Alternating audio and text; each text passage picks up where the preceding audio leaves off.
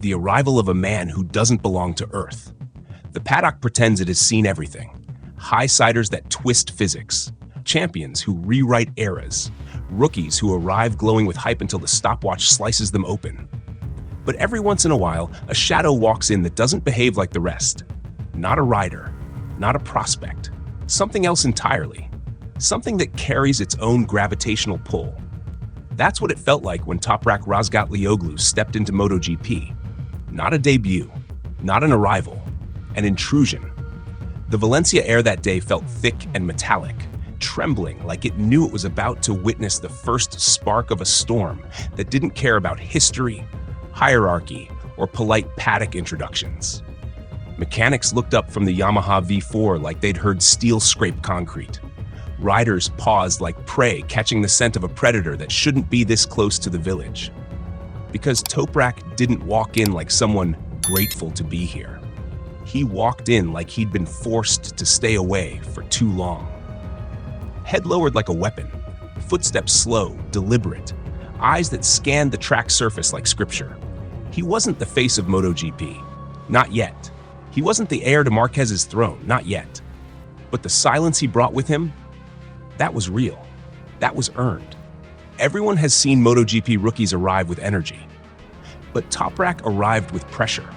Not just from Yamaha's failing empire, not just from Liberty Media hunting for the next global phenomenon, not just from fans who believe he can chop physics in half with a single turn.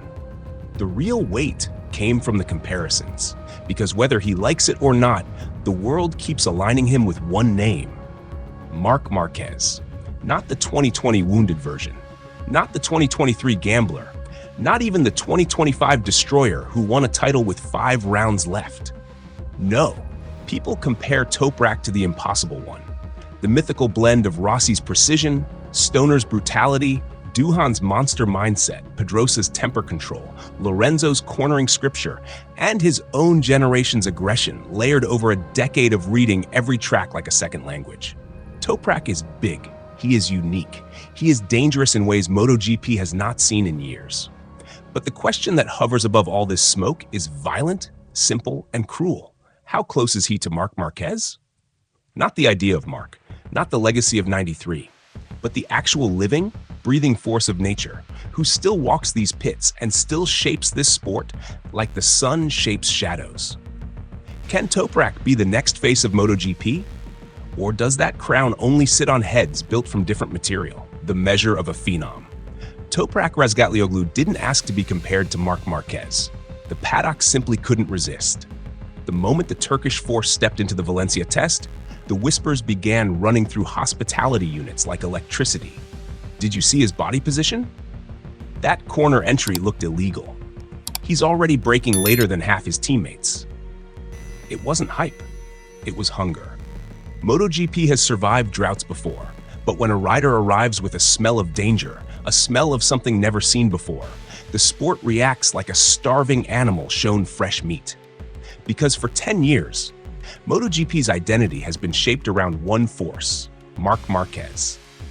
If Valentino Rossi was the architect of modern fandom, Marquez became the demolition master of modern riding. The alien who never needed perfect aerodynamics, never needed the calmest bike, never needed obedient machinery. He mastered the machinery that tried to kill him. He won titles on the most vicious, unstable, violent motorcycle ever produced in the modern era. He didn't dance with the RC230V. He wrestled it in the dirt and forced it to kneel. And then he evolved. As the sport moved towards aero, towards ride height devices, towards wind tunnel politics and computational dominance, Marquez reinvented himself. He trimmed the chaos without losing the spark. He learned when to strike and when to disappear, when to bleed and when to step back to heal, when to sabotage his own ego for the long war. The result?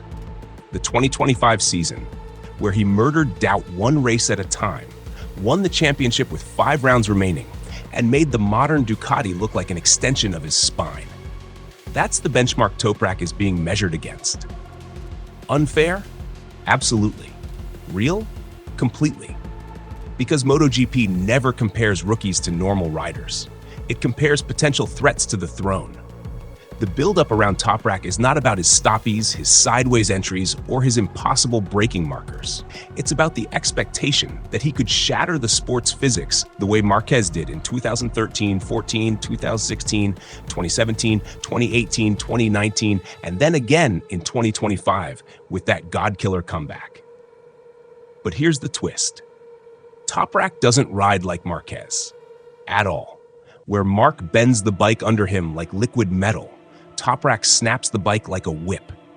Where Mark trusts front-end feel as his sixth sense, Toprak relies on timing and gravitational rebellion. Mark's magic comes from reading the limit. Toprak's magic comes from erasing it. That's why his mentor Manuel Puccetti speaks about him with that strange blend of conviction and warning. Puccetti knows Toprak isn't coming to MotoGP to imitate anybody. He's coming to carve his own silhouette into the world's fastest sport. But Puccetti also added the one truth that slices deeper than any headline. Open quote. The priority is to be strong and fast, because otherwise everything falls apart. Close quote. Toprak's charisma, his following, his Turkish wave of support, his aura of being the last gladiator of sideways destruction, none of it matters if the stopwatch refuses to kneel. And that's where the tension burns hottest. Because the Yamaha V4 is not ready for war. Not after the bruises of 2025. Not after losing straight-line battles to Ducati, Aprilia, and KTM. Not after Quartararo's public frustration. Not after the constant philosophy changes that never materialized into podiums. Toprak is a force, the bike is a question mark, and in MotoGP, the machine is the multiplier of destiny. Is he unique? Yes. Is he a phenomenon? Yes. Is he the next Toprak? Without doubt. But can he be the face of MotoGP? Can he rise to the level where his shadow collides with Marquez's? Can he become the rider Liberty Media markets as the next global lightning bolt? That depends on 2026. More specifically, the first 10 races of 2026. If he adapts the Michelin front like his Pramac boss says he can, if he understands the V4 neutrality, if he loses the WSBK stoppie instincts, if he becomes the man who rides the Yamaha like it was carved out of his will, then the world will watch something terrifying. And if not, then 2026 will mark him as the rider who carried too many crowns before earning one. Was this expectation prophetic or premature? Comment your take before we hit the battlefield.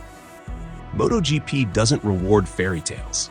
MotoGP exposes realities. So let's strip the emotion out and look at the truth the paddock whispers behind closed doors. Can Toprak be the face of MotoGP? Yes, but only if two planets align. His adaptation and Yamaha's evolution. He has the charisma. He has the following. He has the riding style that makes cameras shake. He has the gladiator aura that modern MotoGP desperately needs. But the face of MotoGP is not just a rider. It's a result. It's a pattern. It's a presence. Marc Marquez did not become the face of MotoGP because people loved him. He became the face because he bent championships around him. Toprak can be a global phenomenon, but he cannot be the center of the sport unless he wages war at the front, consistently, violently, repeatedly.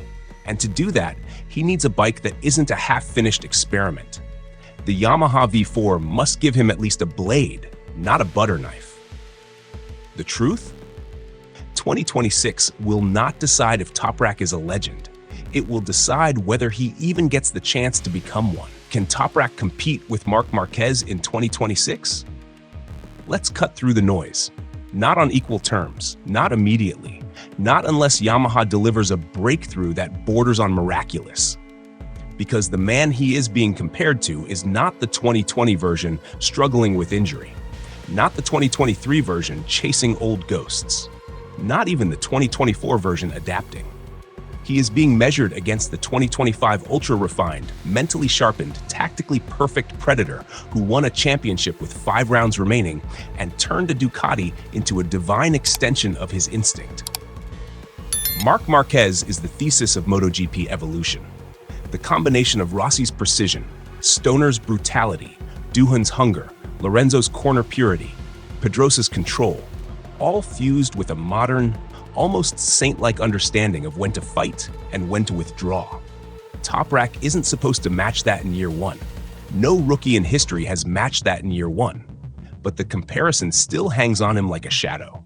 Manuel Pachetti saying, Toprak can undoubtedly be the face of MotoGP is both empowering and cruel. Empowering because a mentor sees truth in him. Cruel because the world hears destiny. It puts Toprak in a paradox. He must carry the hopes of a nation without carrying the weight of an empire. He must fight the best rider of the century, but not fight the pressure of being compared to him. He must become Toprak 2.0, not Marquez 2.0. Because the face of MotoGP is not a clone, it is a singularity. The truth about Marquez comparisons. Toprak may eventually fight Marc. He may beat Marc. He may even take over the sport in the post-Marc era. But comparing them now is like comparing fire to the sun. Toprak burns brilliantly, but Marc pulls everything around him into orbit. Toprak must first prove he can disturb that orbit. Toprak Razgatlioglu is the biggest unique arrival MotoGP has had in years. A man who rides like a riot, thinks like a monk, and carries a nation like a flag. But whether he becomes the next face of MotoGP will not be decided by testing excitement, fan hopes, or mentor predictions. It will be decided by his adaptation, Yamaha's competence, his mental endurance under comparisons, his ability to crack the invisible wall between talent and mastery, his survival in the first half of 2026. If he succeeds, he becomes the mortal force the sport has been starving for. If he fails, he becomes another lightning strike, bright, unforgettable, but ultimately absorbed by the sun named Marc Marquez. From now, where does this put them? The time will tell us. Comment below. Subscribe for more savage breakdowns.